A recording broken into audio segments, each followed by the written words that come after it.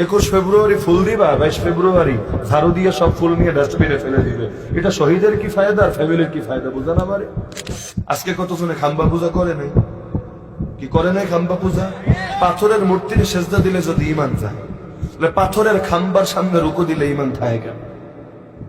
তোমার যদি এত মনে চায় শহীদের তুমি উপকার করবা, দোয়া করো না কেন? কোরআন তেলাওয়াত করো না কেন? ইসালে সওয়াব করো না কেন? আর শহীদের যে পরিবার, যে আত্মীয় স্বজন রয়ে গেছে, যে বংশধর রয়ে গেছে, এদেরকে গিয়ে টাকা পয়সা দাও না। 21 ফেব্রুয়ারি ফুল দিবা, 22 ফেব্রুয়ারি ঝাড়ু দিয়ে সব ফুল নিয়ে ডাস্টবিনে ফেলে দিবে। এটা শহীদের কি ফায়দা আর ফ্যামিলির কি ফায়দা বুঝা না আমারে?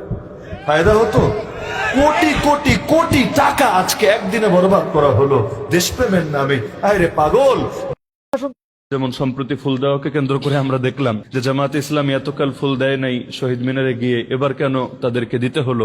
যদিও সেটা দলের নামে দেয় নাই, বিরোধী দলীয় নেতা হিসাবে তো এটা বাধ্য তিনি, হ্যাঁ দিতে বাধ্য। না দিলে আরো সমালোচনাটা বেশি হতো, কিন্তু এখন সমালোচনা করছে যে ইসলামের নাম লাগালে তাহলে এতকাল যেটার বিরোধিতা করলো সেটা কেন করতে গেল। আলোচনা সমালোচনা থাকবে, কিন্তু আমি মনে করি এই সমালোচনাগুলোই আরো বেশি এগিয়ে দেবে ইনশাআল্লাহ। ওয়ালা ইয়াখাফুনা লাওমাতা লাইম, মুমিনের 6 গুণের একটা গণিত এটা। তারা কোনো নিন্দুকের নিন্দাকে পরোয়া করে না, আর নিন্দুকের নিন্দাকে পরোয়া করলে আবু তালেব ছাড়া পরিণতি আর ভিন্ন কিছু হয় না।